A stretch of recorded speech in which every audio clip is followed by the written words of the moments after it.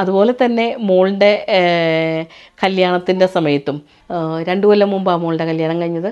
അപ്പോൾ ഒരു ദിവസം ഞങ്ങൾ വണ്ടിയിൽ യാത്ര ചെയ്യുക.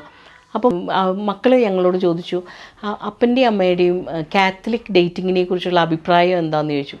അപ്പോൾ ഞാൻ പറഞ്ഞു, ആദ്യം ഡേറ്റിംഗ് എന്താണെന്ന് പറഞ്ഞതാ, അത് കഴിഞ്ഞിട്ട് കാത്തലിക് ഡേറ്റിംഗ് എന്താണെന്ന് പറയാം, എന്നിട്ട് ഞങ്ങളുടെ അഭിപ്രായം പറയാമെന്ന് പറഞ്ഞു. അപ്പോൾ അവർ പറഞ്ഞു, അമ്മ ഡേറ്റിംഗ് എന്ന് പറഞ്ഞാൽ ഇൻ വ്യൂ ഓഫ് മാരേജ് ആണും പെണ്ണും സംസാരിക്കുന്നതാണ്. And Catholic dating is in a Catholic way, അത് ആ ഒരു രീതിയിൽ സംസാരിക്കുന്നതാണ് കാത്തലിക് ഡേറ്റിംഗ് എന്നൊക്കെ പറഞ്ഞു.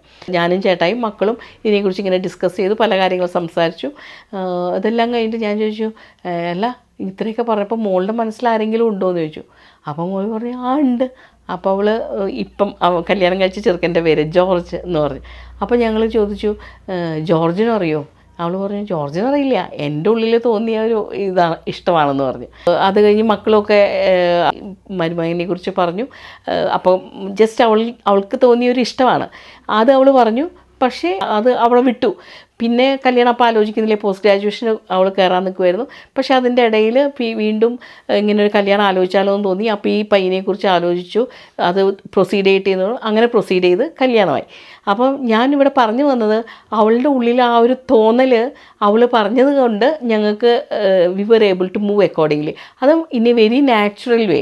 അപ്പോൾ ഞാൻ ഓർക്കുമായിരുന്നു, ഇങ്ങനെ നമ്മൾ മക്കൾക്ക് ഒരു സ്വാതന്ത്ര്യം കൊടുത്തു കഴിഞ്ഞാൽ അവർക്ക് നമ്മളോട് പറയാനുള്ളൊരു ഫ്രീഡം ഉണ്ടെങ്കിൽ എന്ത് രസമാണ് ആ കല്യാണം നടന്നൊക്കെ ഓർക്കുമ്പോൾ, കർത്താവ് എന്ത് രസമായിട്ടാണ് മുന്നോട്ട് കൊണ്ടുപോകുന്നതെന്ന് ഓർക്കുമായിരുന്നു. അപ്പോൾ പ്രധാനമായിട്ടും ഇവിടെ ഞാൻ പറയാൻ ഉദ്ദേശിച്ചത്, നമ്മൾ മക്കൾക്ക് കൊടുക്കുന്ന സ്വാതന്ത്ര്യമല്ല, അത് നമ്മൾ കൊടുക്കേണ്ട കാര്യമൊന്നുമില്ല. ഓരോരുത്തർക്കും അവരുടേതായ ഫ്രീഡം ഉണ്ട്. ആ ഫ്രീഡത്തിൽ നമ്മളങ്ങ് ജീവിക്കാൻ അനുവദിക്കുക. അപ്പോൾ മക്കൾക്ക് കൊടുക്കുന്ന ഫ്രീഡം, ഫ്ലെക്സിബിലിറ്റി, ഇങ്ങനെ തന്നെ പലപ്പോഴൊക്കെ വീട്ടിൽ ചിലപ്പോഴെങ്കിലുമൊക്കെ എനിക്കിങ്ങനെ ദേഷ്യം വരും, സങ്കടം വരുമൊക്കെ ചെയ്യുന്നത് ഇങ്ങനെ തന്നെ വേണമെന്ന് കടുംപിടുത്തം പിടിക്കുമ്പം അവിടെ ഒരു വിഷമവും സങ്കടമൊക്കെ വരും. അതേസമയം ഫ്ലെക്സിബിൾ ആയിക്കഴിഞ്ഞാൽ ഇറ്റ് ബിക്കംസ് എന്താ പറയുക, സോ ബ്യൂട്ടിഫുൾ. ദൈവത്തെ സ്നേഹിക്കുന്നവർക്ക്, അവിടുത്തെ പദ്ധതി അനുസരിച്ച് വിളിക്കപ്പെടുന്നവർക്ക് അവിടുന്ന് സകലവും നന്മയ്ക്കായി പരിണമിപ്പിക്കുന്നു.